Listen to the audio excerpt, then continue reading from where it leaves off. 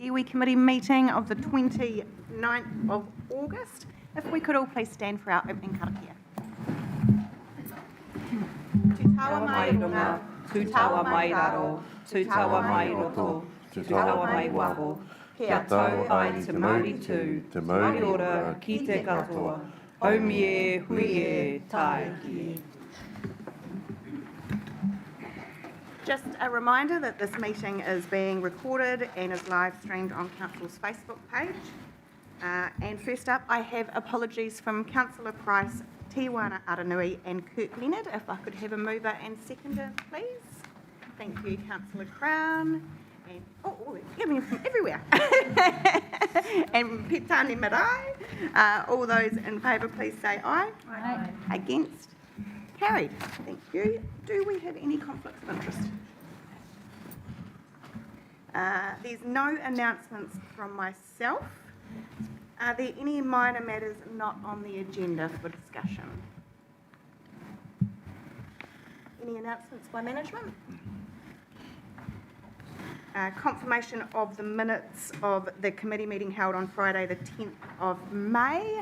Whoever was present, could I please have a thank you, Deputy Mayor Brosnan and Evelyn. All those in favour, please say aye. Aye. Against? Carry. Right, we'll crack right into our agenda, and first up we have the cultural narrative for Emerson Street upgrade, which we have Hilary and George presenting. Welcome. Mō wahine. I'll just go down here.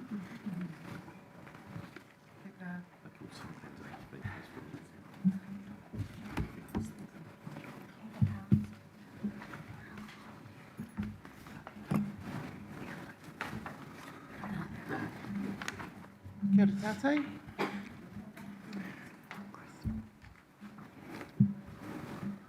The purpose of this report is to seek the Ngā Mānukanuka o te iwi endorsement of the cultural narrative for Emerson Street update.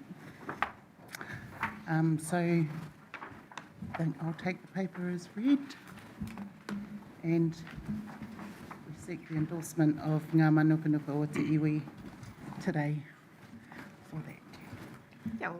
Thank you, Hilary, and thank you for this very comprehensive report. I thoroughly enjoyed reading through the narrative that's been developed and those links through the separate phases of the project, and felt that it really did tell our story and link it into those parts of our inner city. So I will open up for any questions from the committee.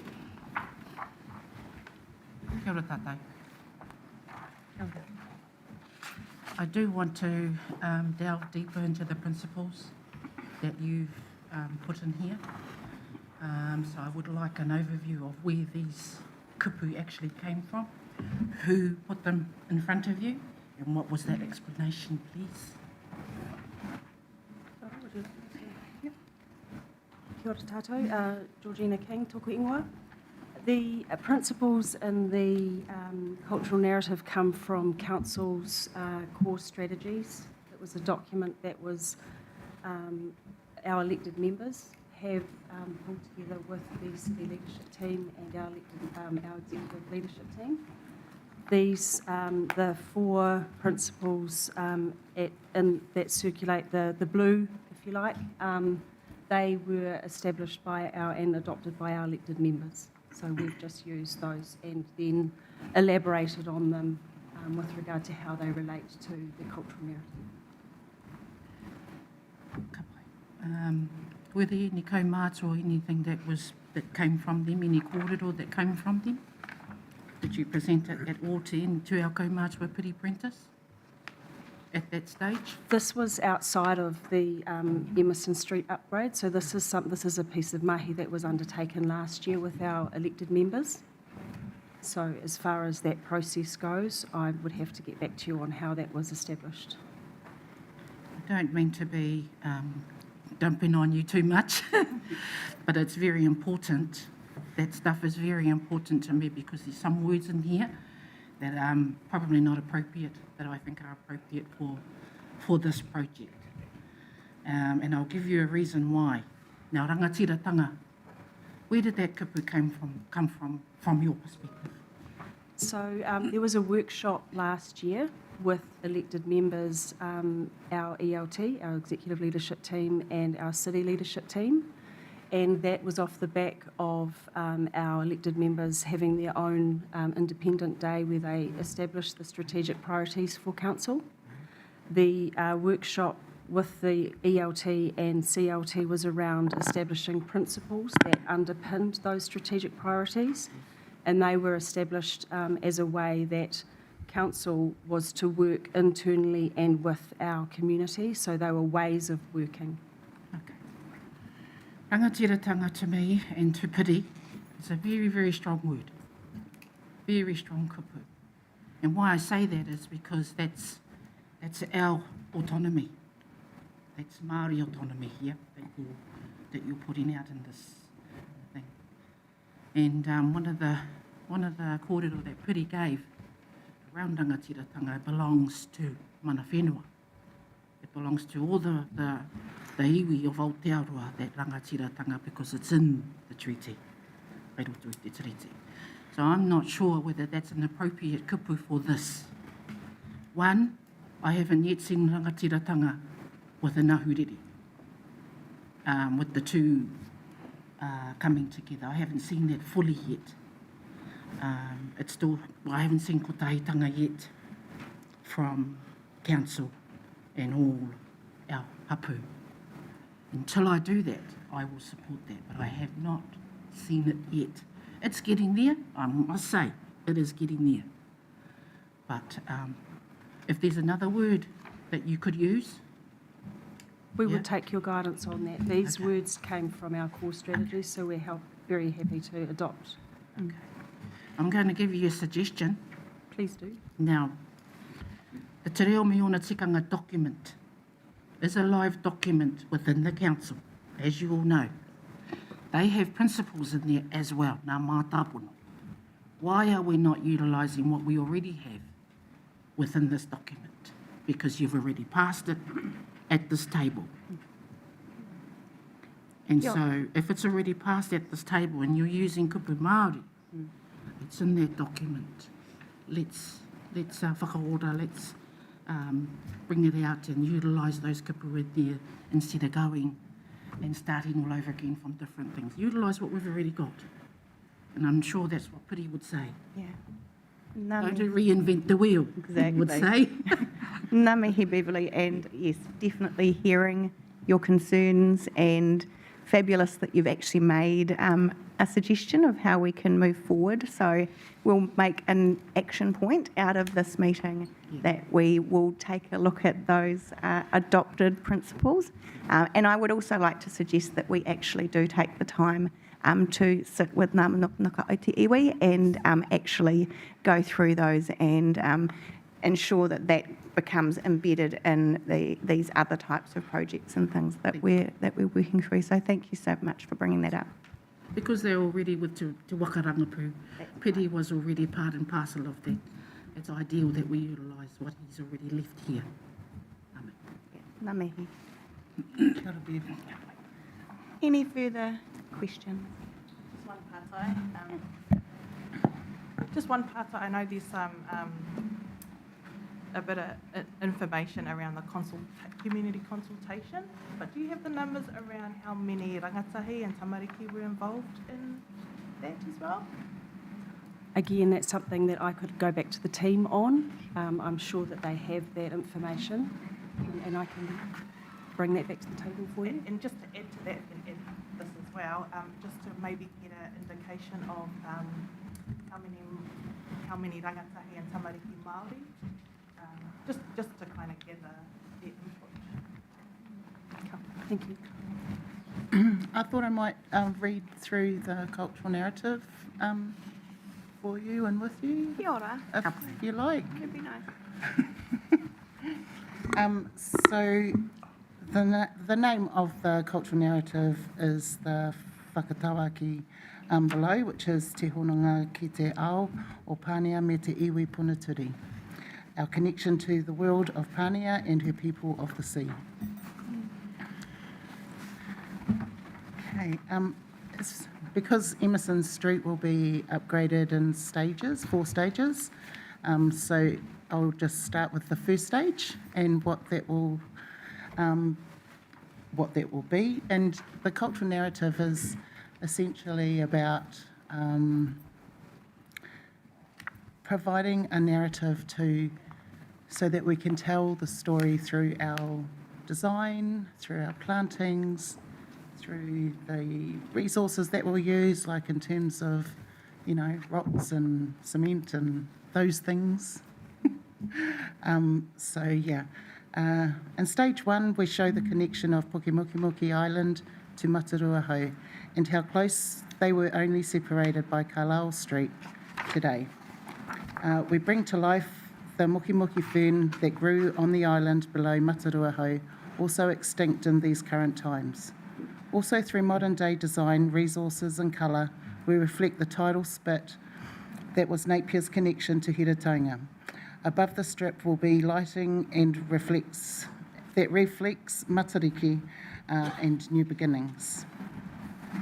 There's a few photos or pictures that will show where we're heading with those resources and plants and things. In stage 2 and 3, Muri, the son of Pānia, is also a kaitiaki guardian and presents himself in many forms such as a shark, octopus and stingray. Muri takes on a journey that will lead us through the stages 2 and 3 of Emerson Street, where the design's colour, resting places and planting will be a representation of the Rua Aumoko, who is the god of earthquakes and volcanoes, and the rumblings that disturb the land are made by him as he walks about, as in the 1931 earthquake. Rua Aumoko is also represented in our Art Deco buildings already existing in Emerson Street, so we will also bring some of that design down to the pavements, seating and structures as Muri appears a couple of times through these stages, leading us to his mother Pānia.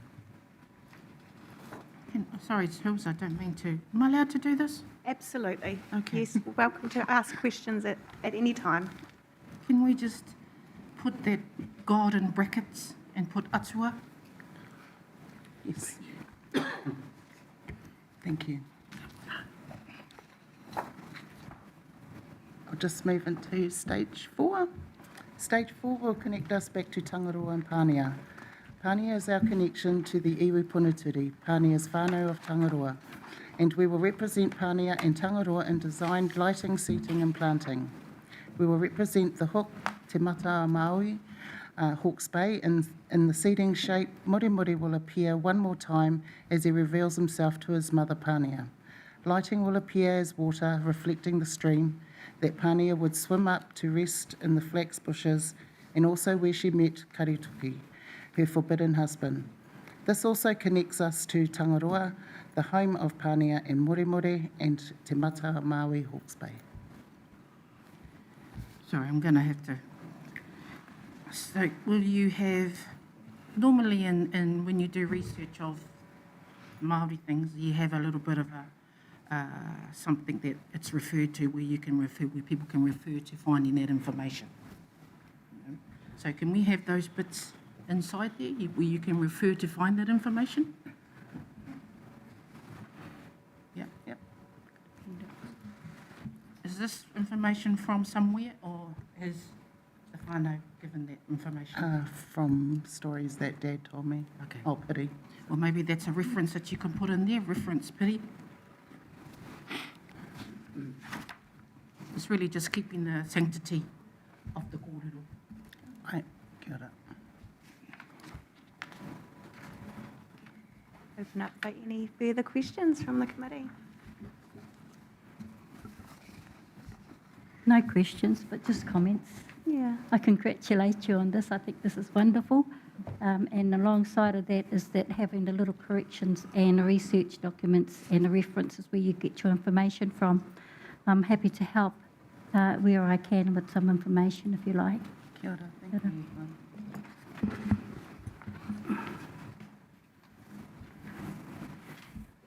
you. The recommendation we have is to endorse the cultural narrative for the Emerson Strip upgrade. I'd just like to suggest some changes to that because we have had this feedback, and just to change that we endorse the narrative subject to the review of principles in line with the policy, the Te Ao Māori policy, and other amendments from committee members.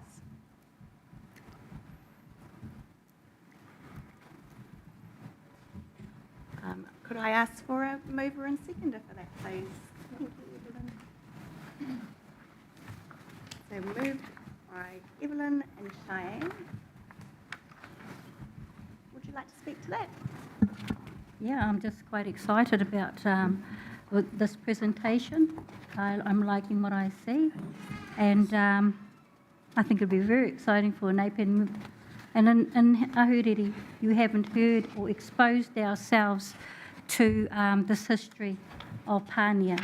I think it's a very important history besides the tonga we have on the Marine Parade, but there's a lot more depth, and I think it's about time we brought it to light and started showing off who we are and making Ahuriri proud of who we are and understand our history.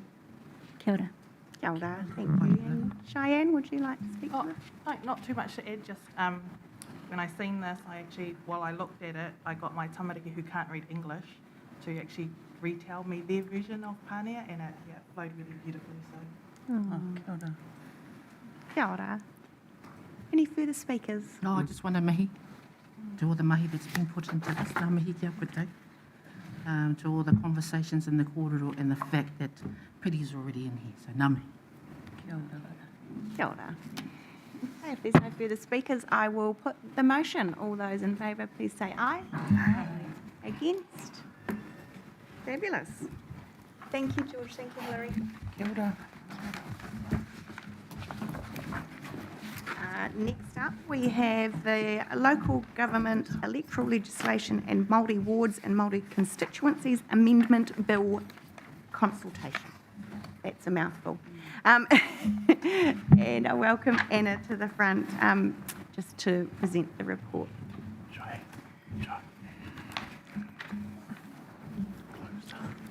Welcome, Anna.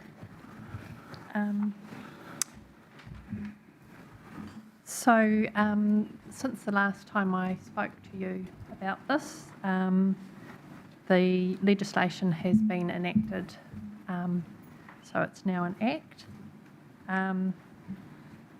The purpose of the report is really just to update you on where we're at with the act, our community consultation, which you may have been aware of, Yes. and the implications for Napier City Council. So the Act reintroduces the binding poll provisions on the matter of establishing, disestablishing Māori wards and constituencies, which is the regional council version. The Amendment Act requires Council to make a formal decision by the 6th of September on whether it is going to rescind the decision it made in 2021 to establish Māori wards or not. And making such a significant decision has triggered our significance and engagement policy and provisions in the Local Government Act on engaging with the community and stakeholders. So there's two pathways that Council could choose to go down. If it chose to rescind its decision to establish Māori wards, then there would be no Māori wards at the 2025 election. But after that election, the community or the council of the day could decide to hold a poll about establishing Māori wards, and they would take effect from the 2028 election. If Council chooses to reaffirm their decision from 2021, they will be established for the 2025 local elections, but at the same time we'll have to hold a poll as part of the election on whether the wards stay beyond that triennium. So the decision of that poll is binding for 2 electoral terms. So that would be for the 2028 and the 2031 terms. The poll would impact those 2 terms. After that point, again, a poll could be brought by the community or by council, whether it was to establish or disestablish. So obviously Napier City Council has an obligation under the Treaty of Waitangi to uphold equality and local government representation arrangements and to honour the articles and principles of the treaty. And the fundamental purpose of the Local Government Act is to enable good local governance decision-making on behalf of communities and by communities. It upholds the principles of the treaty and requires councils to establish and maintain processes to provide opportunities for Māori to contribute to the decision-making processes of local authority and to consider ways in which it may foster the development of Māori capacity to contribute to the decision-making processes of the local authority. Often the Māori voice is missing from local government elections. In Napier, at the last local government election, only 17% of people on the Māori electoral roll participated, compared to 40% of people on the general electoral roll. Napier will be conducting a voting campaign at the 2025 election, and if there is to be a binding poll, we will be highlighting the importance of resident participation. If it is something that people are passionate about and want their voices heard, we'll be encouraging them to make sure they're enrolled and that they can participate in the vote. Just a note, it had been discussed previously about an advocacy role of council around that poll. Legal advice is that councils cannot advocate for a yes vote or a no vote on the binding poll. However, candidates standing for election can, and other organisations within the community obviously can. So we, as the people running the elections, have to be neutral.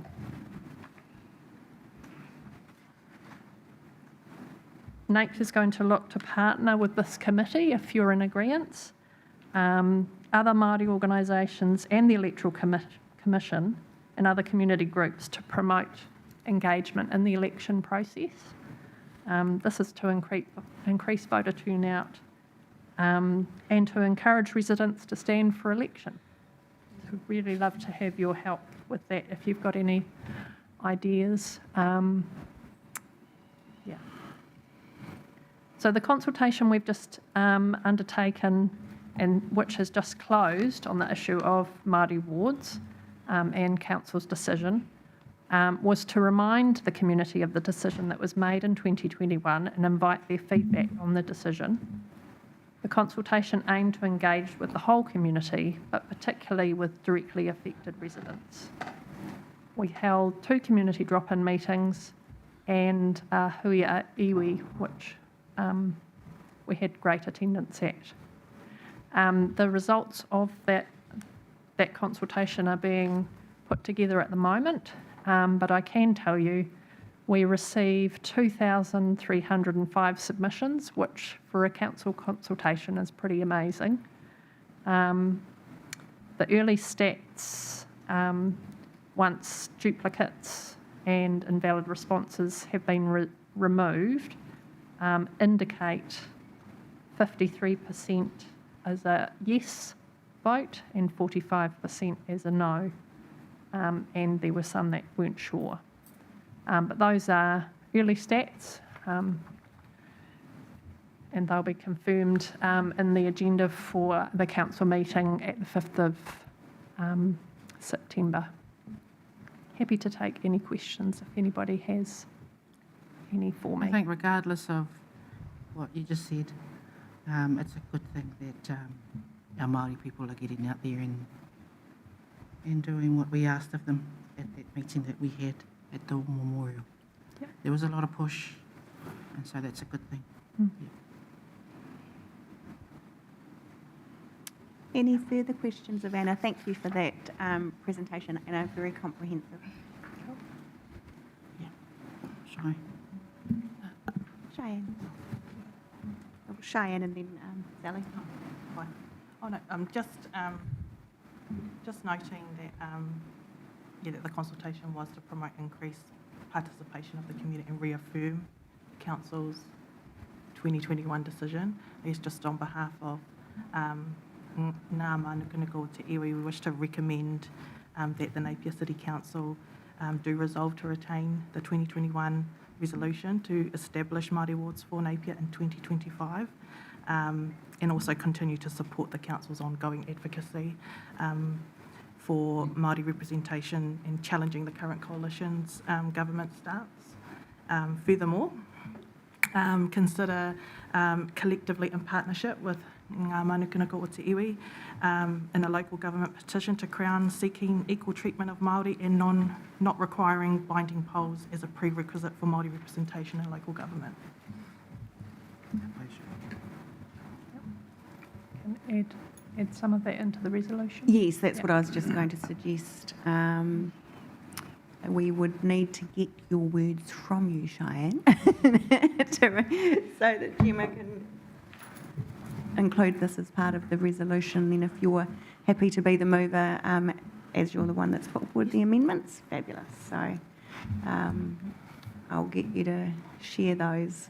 Oh, you could even email them if you've got them through to Gemma, and then she can quickly type them in now so that we all know what we're going to be voting on.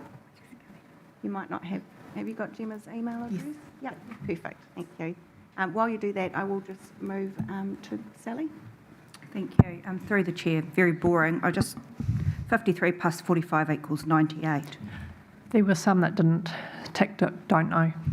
Right, I see. Yeah. Okay, so that's the additional 2%. Okay, Yep. thank you.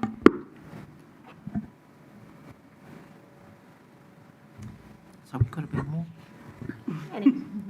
Mayor Wise, can I just ask a procedural question? I know there's been a conversation around the elected members that sit in support of the committee where Ngā Mānukanuka is and Mana Whenua members are making a recommendation back to council whether it would be appropriate for the elected members to abstain from that vote, so it comes solely from our Mana Whenua members, and was interested in your guidance on that.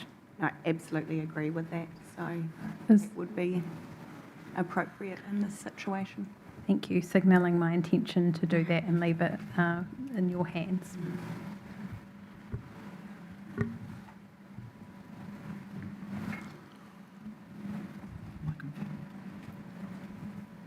Just clarifying, are you saying you won't take part in the vote, or? Or that we will abstain because it is a recommendation coming from our iwi representatives that we will then be voting on in council? Okay, Yeah. I'm just, Yeah, I'm happy to give some context to that. We've had on occasion where obviously this committee makes recommendations up to council and we vote at council.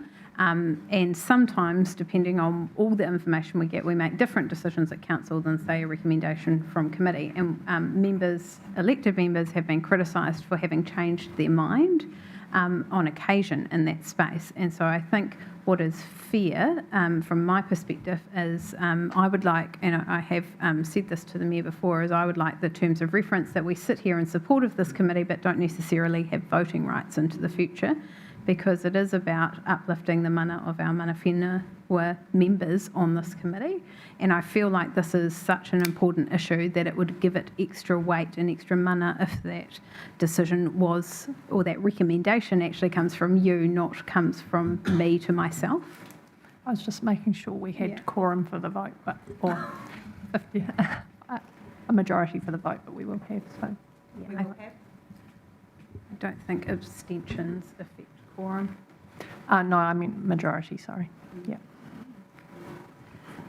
So just while we make the addition, I will paraphrase the existing part of the recommendation, because it is, I won't read the whole thing out because it is quite long, and you will have it in front of you, but There is currently 4 components with the 5th to be added, that essentially we receive the report that's in front of us on the Local Government Amendment Act consultation. We note that under this Amendment Act, we as council must make a decision by the 6th of September on whether to reaffirm or rescind our previous decision. Oh, look, it's up here. And that we have undertaken some consultation on that. And we'll be making a decision on the 5th of September. That we endorse Napier City Council holding candidacy, voting and education campaigns in conjunction with our Māori partners leading up to the 2025 local election. And that we note for Napier residents opinions to be counted on the matter of Māori wards. And we have just got the E being added. Just see through the chair. On the note on B, we've got the 6th of September. Should that be corrected to the 5th of September? No, that's There's a my deadline. Yeah.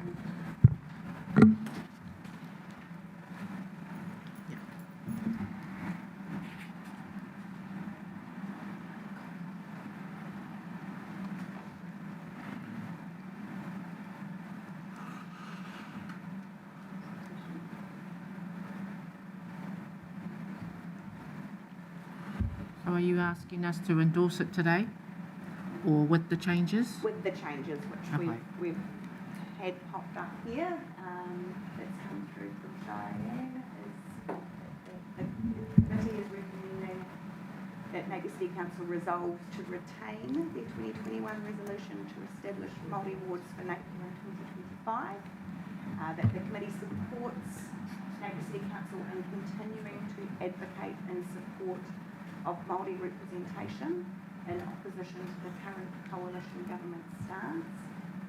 Additionally, the committee support the council's ongoing advocacy for Māori representation. Yeah.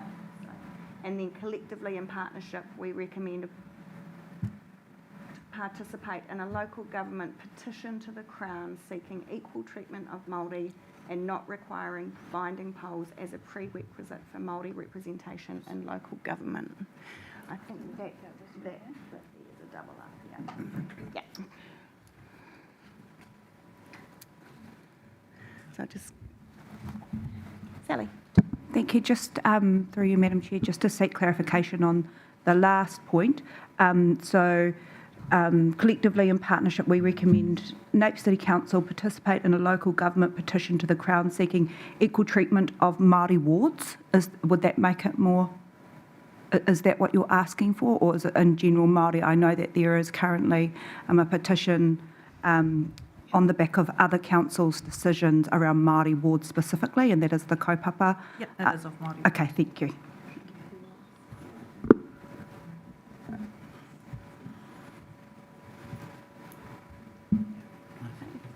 Give you a moment to read through that and then I'll ask for a seconder, please.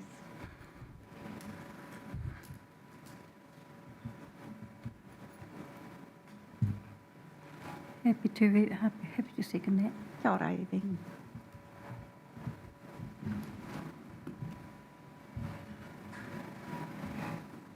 I just have a question. Yeah. Sorry, through you, Madam Chair. Where does this information go to? Does it just stay here with us? This now goes through to council for us to then discuss and debate Right. and make a decision on. And so Ngā Mānukanuka get the decision making afterwards? Is that what happens? Do we get what you've discussed?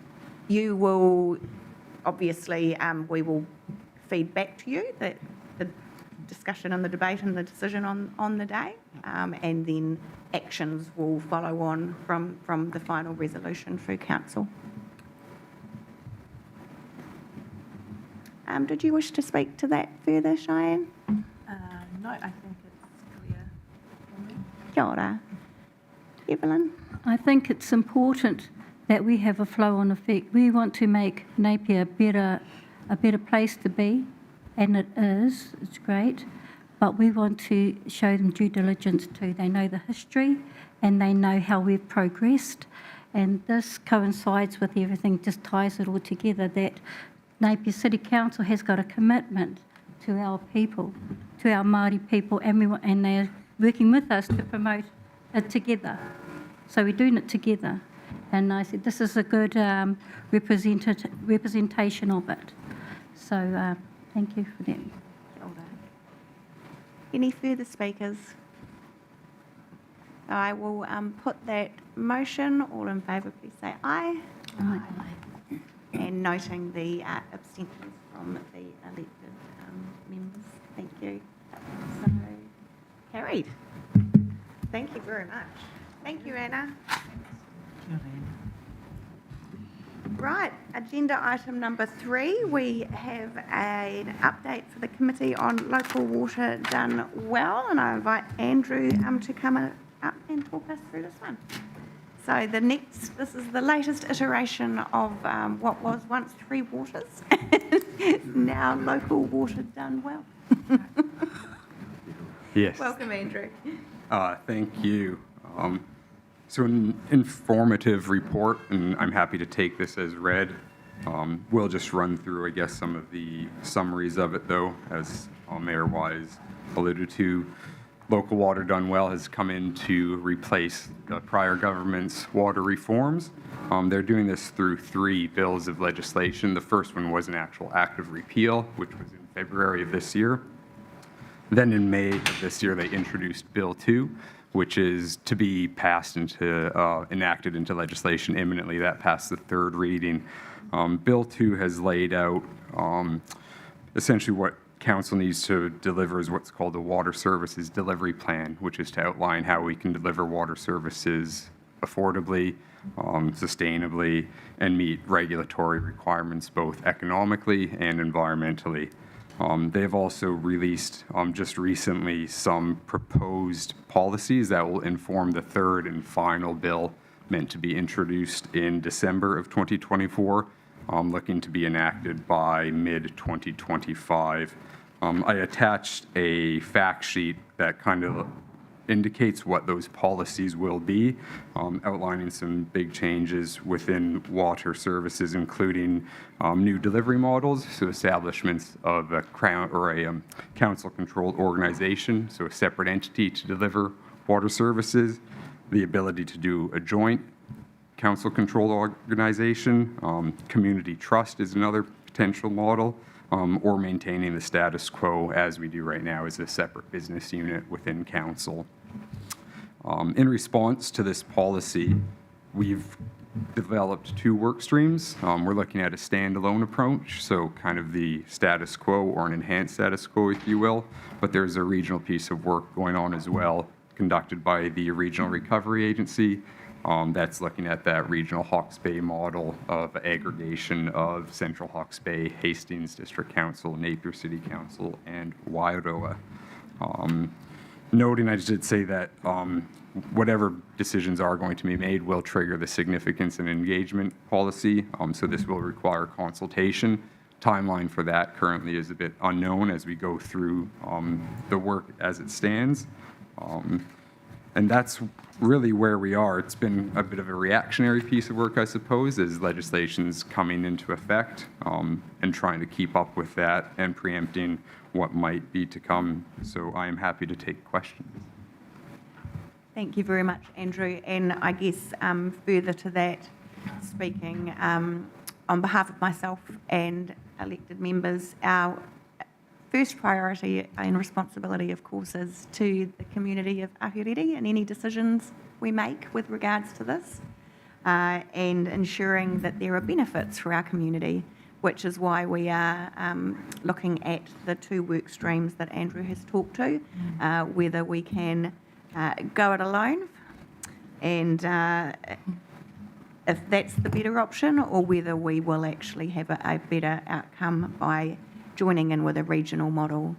We have been looking at a regional model since 2018. We were actually the first in the country to start considering this well before central government introduced it as a way forward, and there has been significant work done. So in both these work streams now, we are updating the modelling based on our current 3-year plans so that we can really consider them side by side before we make any decisions.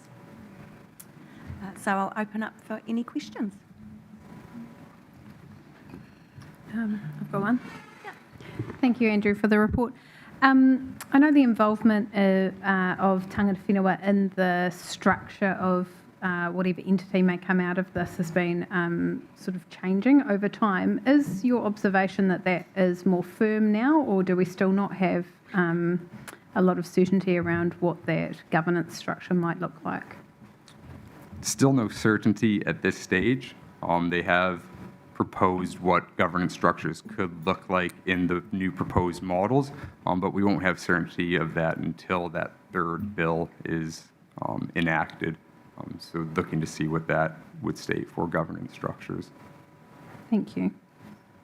And again, to provide some further context on that from a local level, back since 2018 when we have been looking at this, there has been a commitment to working in partnership with mana whenua and tangata whenua to ensure that these, again, we're working together on behalf of our communities. So that principle has not changed for us.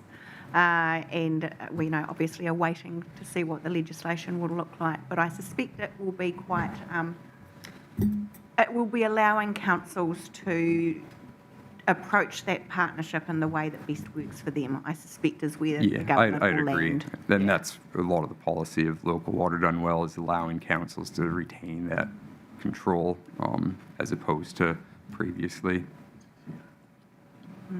Tēnā koe anaru. Andrew, sorry. My question is, who are the mana whenua you've been working with? To date, within my piece of work, nobody, to be honest, really at this stage. What we've been focusing on is really the financial modeling, looking at revenue streams, looking at capital program, costs of our 3 waters infrastructure currently and to maintain it. So engagement with mana whenua in that realm has not occurred. I think as we look at preferred models or model scenarios, that's when we would look to really start to engage some meaningful discussion and again, come into that governance level and looking at that partnership. So at this early stage, it's really been financial modeling that's been the focus. Okay. Can I just say, maybe a solution is that one of the things that mana whenua dislike is they're not at the table at the onset. And they would really like, even though financial stuff, they know that too. So what I'm saying is that maybe you start to gather mana whenua into the discussions now. I want to put that on the table. To be fair, as elected members, we haven't seen anything yet. So it has very much been council officers interpreting the new legislation and running that financial modelling in the boiler room to be, and then when it will come to us collectively at the time that's ready to do that. I'm sure Tuakarangapu will have this anyway. Absolutely. So, through the chair, I think our Morris and Lowe were doing part of that work with all the pre-work they've done for the regional one. That's correct. They're doing the regional work around the analysis and modelling, and then we've got our team doing the standalone option. Which is relatively new. Yes. Yeah. Thank you. Any further questions? So a very straightforward recommendation for this one. It is just to note the content of this report and update. If I could have a mover and seconder, please. Thank you, Beverly. Seconded by Crystal. Would you like to speak to that, either of you? Okay. Any others wishing to speak? No? I'll put the motion. All those in favour, please say aye. Aye. Against? Carried. Thank you, Andrew. And now we are on to Stephanie, who is presenting to us on the Joint Waste Management and Minimisation Plan.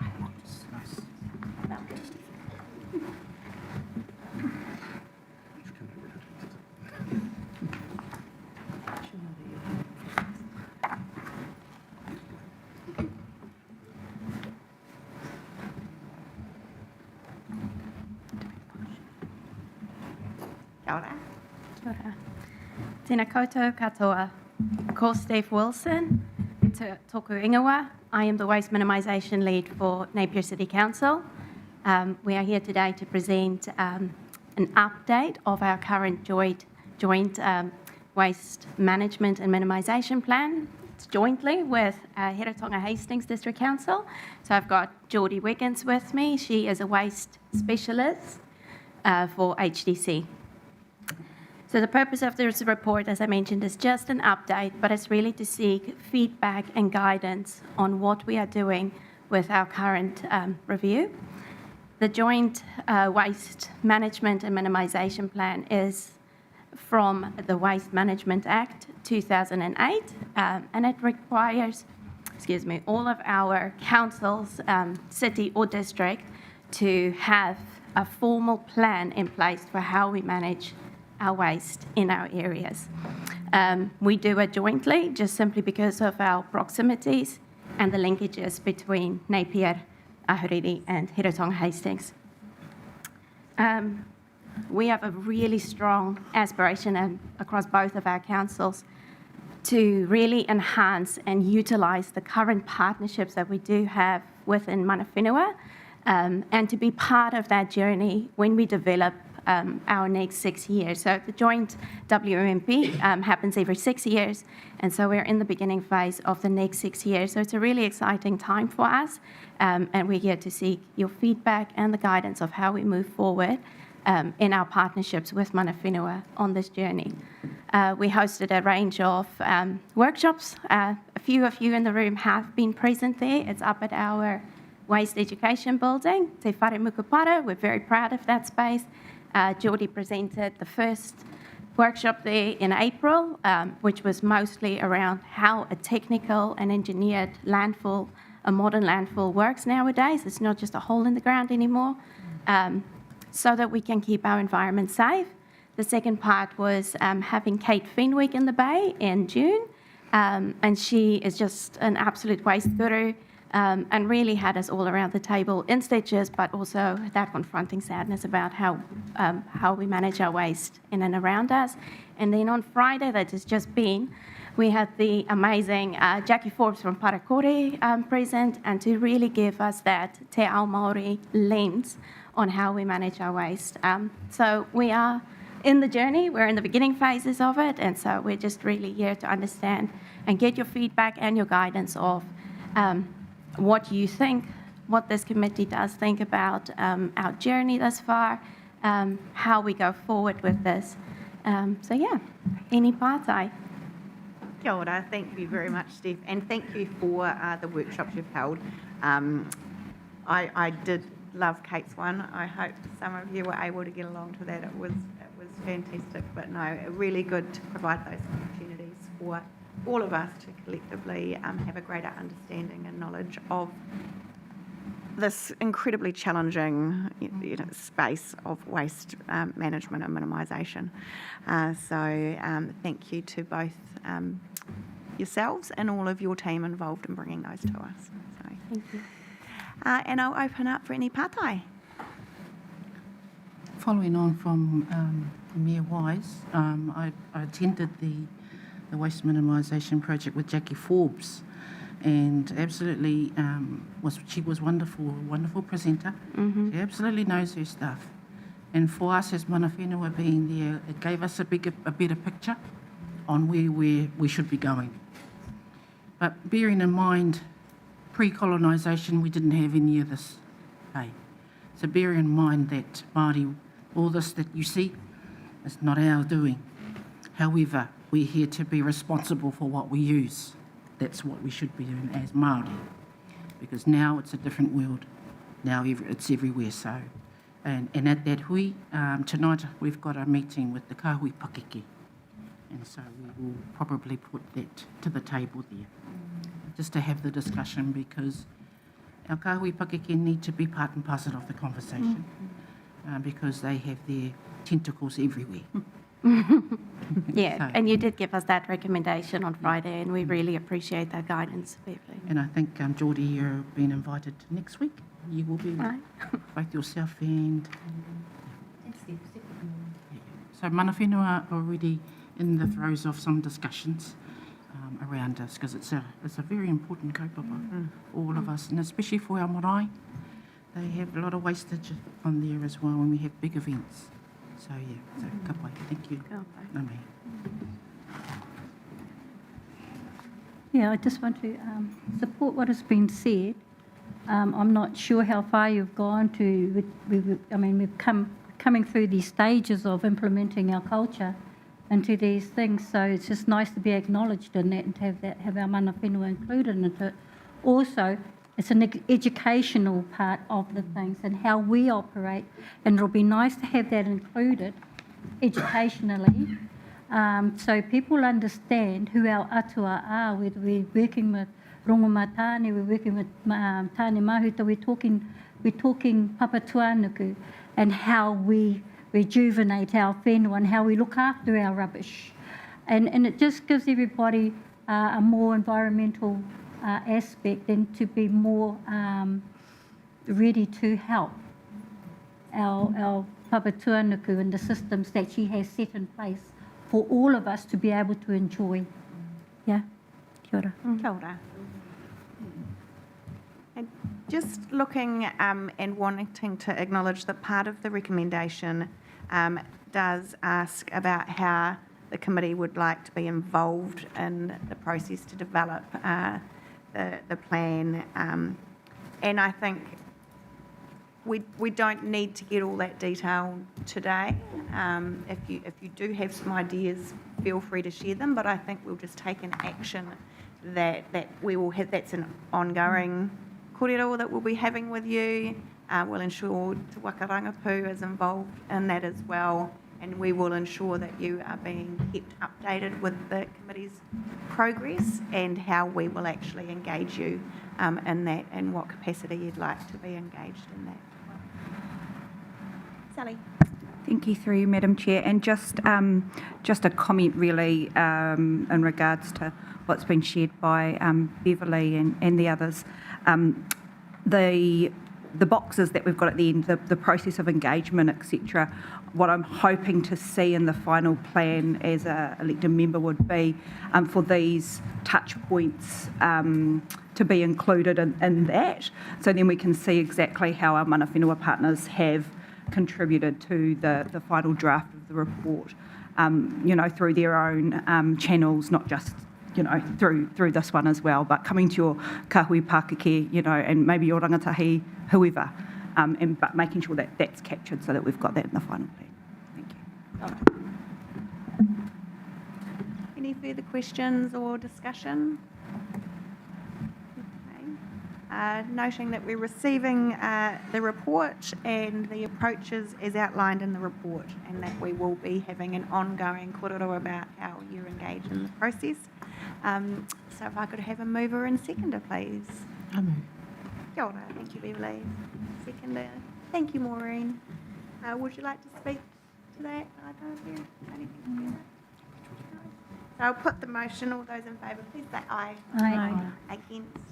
Carried. Thank you, Geordie. Thank you, Steph. Much appreciated. So that concludes our officers' reports that we've got in front of us today. So it brings us to our updates from committee representatives, and I'm going to start to my left with Evelyn. Sorry, you're leaping straight into it. You can lead the way. Our reports. Yeah. Actually, I don't have a lot to report on at this stage for Mana Ahuriri, but they're very busy. Very busy. Especially with the housing areas and resource consents and that underway. So there's a lot of exciting things that are coming to the fore in that space. We'll find out more tonight and where we're at. So we have got a meeting tonight, so I'll have to put my apologies into our kahui Pākeke hui. Yeah, that's all at this time. Kia ora. Thank you. Cheyenne. Yeah, kia ora te whānau. Just probably an update from Pitani Marae. We have had a opening blessing of 88 McDonald Street a few weeks ago, which was opened by koromatu.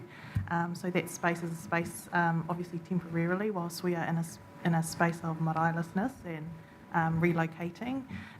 Just a space to bring our hapu and our whānau together, as they would if we had a whare noho.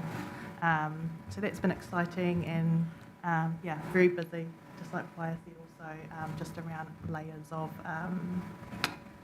layers of where we're at the moment, but at the forefront is ensuring our whānau are taken care of, our whānau are informed, and just knowing that they're supported. Kia ora. Maureen, on behalf of Nigel. Kia ora koutou. The marae is coming along nicely. Our kitchen rebuild is nearly there. We're just waiting on funding for appliances. So when that comes through, then we'll order and put them in. Otherwise, yeah, we'll have kitchen and no appliances. But we're looking at probably Christmas, February. We might do an opening in February to coincide with the cyclone commemorative day. Since the cyclone, we've been setting up emergency hubs. And we had a hui the other night at the Hastings District Council, which included all the community leaders from Waimarama right up to Waikura, Brisington, all the way around. So that was really good, and that's just sharing information between each other,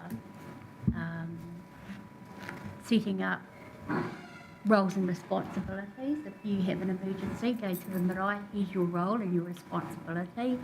And we've put them onto lanyards, so you're in charge of reception, you're in charge of the kiddies, you're in charge of the animals, just different areas. And so they're colour coordinated, and you might have a colour coordinated high-vis, so people know who to go to. And we had a community hui with our community, and encouraging them to have grab bags for each individual in your family. We put power packs in ours, those with candles and matches.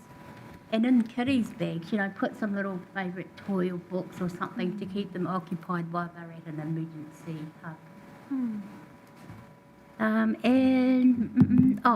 Pawals is on October the 12th, people.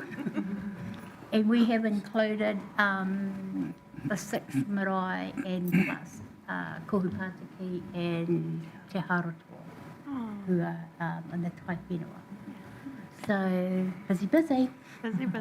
Kia ora. Kia ora. Kia ora tātou. Pararangi marae is a very, very busy marae. So we've got a good relationship with Hohepa Homes, who are just down the road. And so now they're going to be planting some marakai, so that they've always wanted to help in one shape, way or another. And so they've always come and done the weeding around the grounds and stuff, and done a really good job with it. And so now we've got a bit of a good relationship around bringing them in to do some marakai for the whānau. We held the principals, there was school principals hui just last week. And that was around really looking at other ways that they can support principals through the tamariki mokopuna at the school, through some of the marae initiatives that they could support. So it's just a beginning stages of that with the principals at the moment. So that was initiated by Robin Fabish. And so he's been a close whanaunga of Whararangi Marae since we started the rebuild. They opened their school to Whararangi Marae to do a lot of the behind the scenes work around getting our tuku panels done. And so we've got a really good relationship with Robin. So and that'll be a forever relationship anyway with him. But that's all I'll report on today. So nā me. Kia ora. Can I just add one more thing? Yeah. Our bridge is currently on track, two lane plus a pedestrian, and should they have an opening around about July next year. Exciting. That's great. It's great news. Currently, they're looking at some mahi toi to embellish the bridge and a bit of a rest area for bike people to stop there. Some, seating, and maybe if funding's available, put a po or two there to commemorate that. Puketapa is like the gateway to our tribal lands up Rissington and all that way. Yeah, so I've got the bridge. That's important. That's fantastic news. Thank you. Crystal. O tēnā tātou i te whare. For Tāngoa Marae, we had our AGM in May 2024. With regards to our AGM, we had 3 vacancies with 4 trustees. So we had the appointments of Sabri Thursday Puna, myself, and also, who was our third? Auntie, can you please remind me who our third was? Yeah, Elaine. Auntie Elaine Aratima. We also acknowledge that we have 2 outgoing trustees, Auntie Evelyn and also Auntie Diana Taunua. With regards to the new trustees coming on board, we've also had a re-election of officer positions. So we have a new chairperson, Janice Stevens, and with that comes a reset of our Pāngoa Marae strategy, our priorities, reviewing our charter, taking these back to our whānau in a special general meeting once we have finalised our accounts. I suppose top of mind and priority for us is to continue to work towards the recovery and reallocation of Pāngoa Marae and working alongside Maunga Harurutangi too. Kia ora. Kia ora. Richard, a quick update from your committee? Oh, we're absolutely run off our feet. Our committee does everything at council. Not far from it. All the tourism bits and pieces and a lot of the reserves are all run through the People and Places Committee, through Thunis Clutter's our ELT member, and a lot of that is currently under review. Looking at can we do things better, differently. Some bits are being reimagined. These are things such as aquariums, playing parks, even still looking at Ocean Spa, just to see how we can do things better. I don't think there's been big reviews in council since from whenever, so it's all sort of starting to take shape now. I'm not sure when it'll be finished. It kind of is what it is. It's pretty big, but we'll see as it goes, and as it progresses, we're getting reported back to. And that will all be shared with this committee as well. Kia ora, Sally. Kia ora te whānau. So our committee, the Prosperous Committee, we focus on the corporate side of the organisation, but there are a lot of, I suppose, take that come to our table that I think align with the priorities that the members of this committee have set for the committee. For example, we are receiving at the moment updates and having reviews around our procurement, which has a flow-on effect to local businesses in particular who may be eventually be doing mahi for council. So from an economic perspective for whānau, I think that there's probably, having you guys involved in that and feeding back on some of our plans there would be really valuable. We have the setup of our CCTO, so as part of the 3-year plan, it was resolved that we set up an investment entity, which would look after an intergenerational fund to relieve the burden of rates into the future for the people of Ahuriri. Again, I'm sure you would offer some very interesting insights and perspective on that setup. And also, I just wanted to touch on the submission process. So, things like local water's done well. When new bills and things are going through Parliament and coming to become law, we've got an amazing team of staff that look for opportunities for us to feed into that legislation.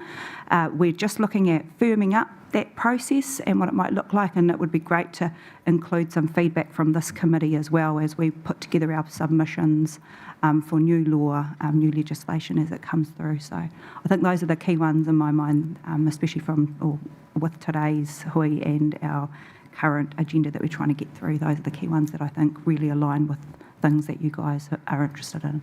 Kia ora. Kia ora.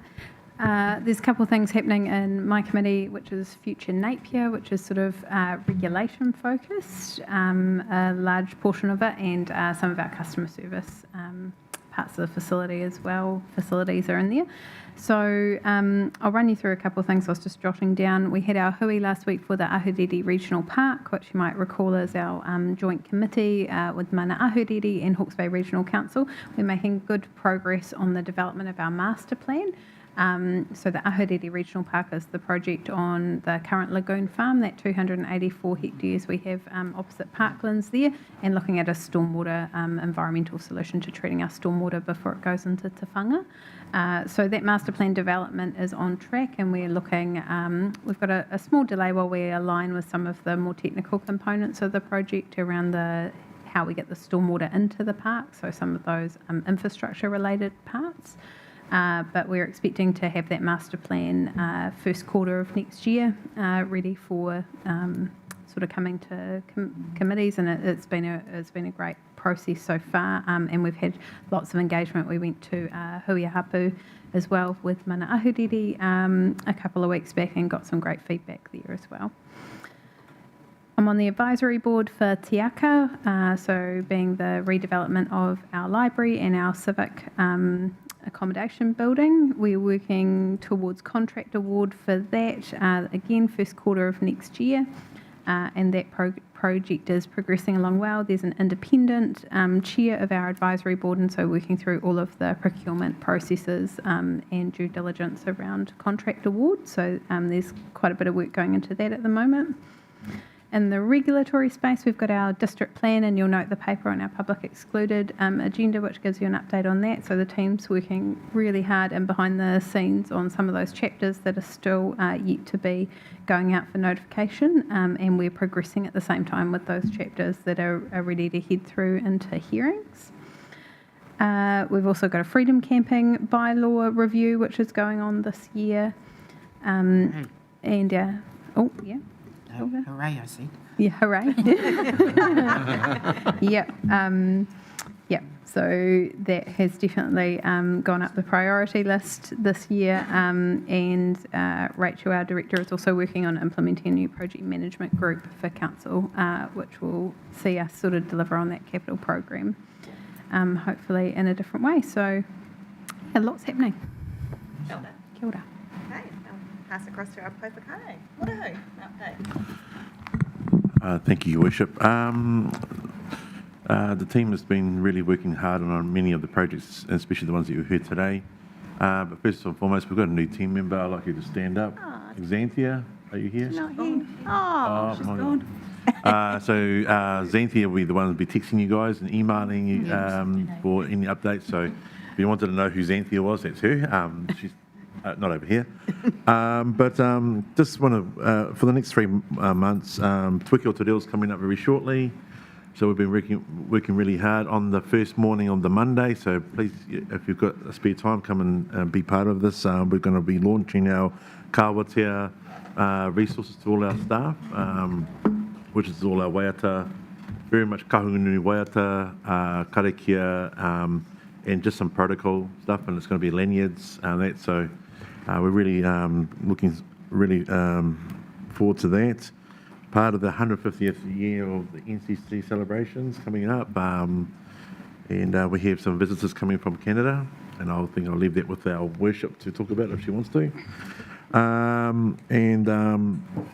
We've been having monthly pōhiri for all our new staff this year, and we're carrying on with it.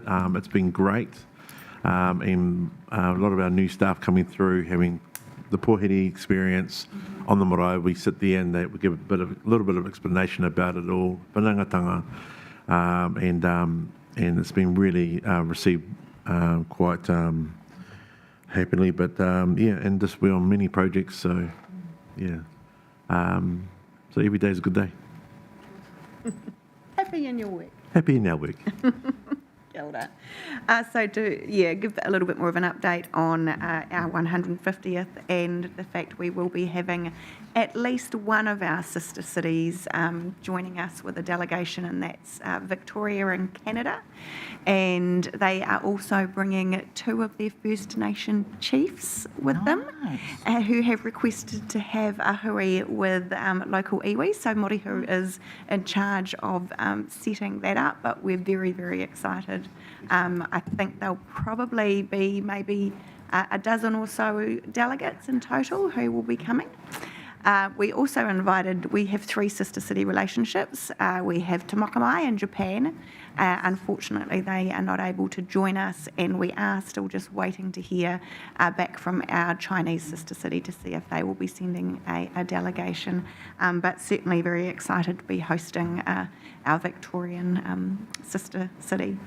So, and we will of course be keeping you all updated on the many celebrations that we are planning across a couple of months, mainly sort of October, November will be the main time, and ensuring that you know what's happening and can come along if you are available to join us. So, thank you.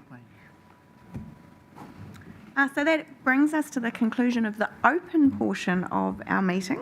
We do have one public excluded paper, so I would just ask for a mover and seconder to go into public excluded, please. Can I move with the inclusion of any elected members who are here? With the, Yes, just because there's a few elected members floating around. Yeah, fabulous. And a seconder, thank you, Sally. All those in favour, please say aye. Aye. Against, carried. Just have a quick 2-minute break to